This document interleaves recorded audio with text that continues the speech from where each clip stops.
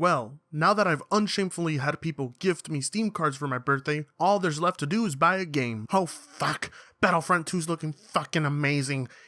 My dick's so hard I think it's usable. Yeah, it's going to be 11 out of 10. Oh, hey guys, wait, you still exist? Well, if it isn't Mr. I haven't drawn you animations for you yet. Hold on, so if you guys are here, that means... Ah shit, I've really run out of ideas, haven't I? Ha! In the time that you've neglected us, you didn't get to play Final Fantasy 15. Yeah. Final Fantasy 15? Oh yeah, that came out. Oh, well, that sucks, I suppose? What about Destiny 2? I bet you're looking forward to that. Oh, wait, that's right. You don't get it. Yeah. You guys can have that one. I'm fine, I think. Oh, what's that? I can't hear you over the sound of this orgasmic Red Dead Redemption 2 trailer. Oh, so many games you'll be missing. Oh, I pooped myself. Oh, well, you see, I've kind of been busy playing other games, you know. Other games? What do you mean? PC doesn't have any games. I didn't see any commercials. Well, they're not really AAA. So then they're shit. Well, I don't know. Everything AAA lately has been a bit of a letdown. And with all the great indie titles I've been playing recently, I'm not sure if I really have the time to care. There's just so many good games. But they're shit.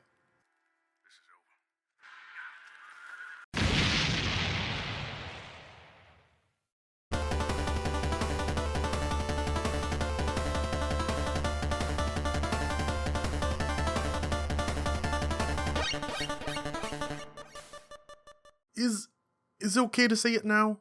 Is the time for it ready? Fuck it, I'll just say it. I love Undertale. No matter how much people may disagree with it, Undertale is undoubtedly a fine piece of gaming art, but it's the very fact that narratively it fits in the ranks of games such as The Witcher 3 and The Last of Us that just blows me away. And it just goes to show you that the lines between AAA and indie are becoming harder to detect than ever. And yes, I understand, the quality of the aesthetics and graphics are still there, but as we all know, graphics are not a measurement of quality. And it seems as if the same argument can be made for budget, which is why every passing year, the term AAA becomes less and less significant. And if you're like me, the term AAA literally has no meaning to me anymore. Of course, the bulk of my video isn't to put indie titles on a pedestal and worship them and praise how much better they are than AAA games, because in reality, a large portion of them are absolute garbage. My purpose is to draw a comparison between the two, because as it stands now, a majority of AAA games have been nothing less than a disappointment these past 2 years. And when you realize how large of a budget they had behind them, you question, where did all that effort go? Some of them cut out large chunks of the game and repackaged them as DLC, while others deliver shallow gameplay, coded in pretty graphics, and that is primarily the distinction between these two. And it should come as no surprise that between the two, lately I have enjoyed indie titles far more. And it stems down to the creative aspect of it all. Creative ideas are risks. Sometimes if executed well, that idea can become successful. Other times it can become a total flop. But nonetheless, indie titles always bring fresh new ideas to the table, whether they're good or bad. And it's that aspect of them that make them so appealing. Want to play a piece of bread that traverses a dangerous kitchen? Want to play as a goat that causes chaos and mayhem? Or how about a janitor that has to clean up after sci-fi horror events? Are you beginning to see the clear distinction here? These ideas all sound unique and fun. They're a change of pace from the norm that AAA titles provide. When there isn't the weight of a high budget on your shoulders, there is leg room for creativity, the very thing that AAA games are lacking severely. While indie games play it risky with new ideas, AAA games have a high budget to think about, and sometimes it's better for them to play it safe than try anything new. Well, at least that's how these companies see it. Indie titles have proven that risk is a necessity in order for there to be fresh new ideas. But just as we've seen indie titles become overnight sensations, we've seen some fall harsh. And it is those risks that these big companies are not willing to take, because when you are juggling millions of dollars that are not yours, you are putting at risk people's jobs. And this is one of the many reasons why AAA games continue to be third-person shooters or first-person shooter games. I do also want to point out that indie doesn't only mean low budget. Indie primarily means that the game was independently published. One of the reasons indie is associated with low budget is because these independent developers and publishers don't have the funding that most AAA games have. But if that invested money isn't going into creativity, then what is it going into? I think it's safe to assume that most of us appreciate effort when it comes to video games. And when the budget is higher, we expect the quality to be better as well. But sadly, instead of investing those millions of dollars into fresh new ideas and concepts, we instead get Kevin Spacey? What? It seems most AAA publishers and developers have this idea that rather than selling a game based off its merits, they should instead sell a game based on its voice actors. Look, I love Liam Neeson just as much as anyone else. But should the selling point to your video game really be Liam Neeson? Of course!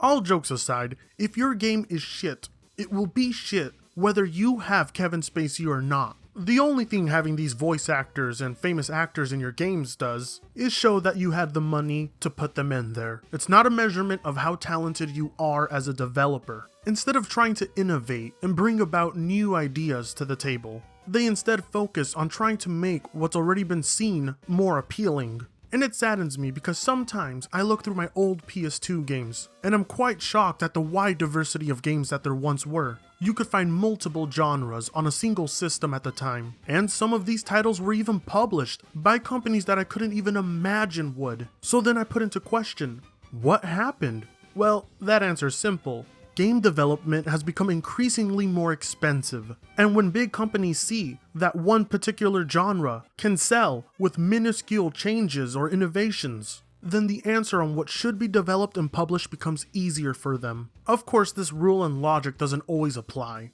because obviously some of the greatest games ever made were AAA and on a high budget. The higher the vision, the higher the budget. Otherwise, we wouldn't get games like Grand Theft Auto 5. And whether people want to believe it or not, a higher budget is always better. It's all a matter of how that money is used, and that right there is one of the many reasons why indie titles are so cherished.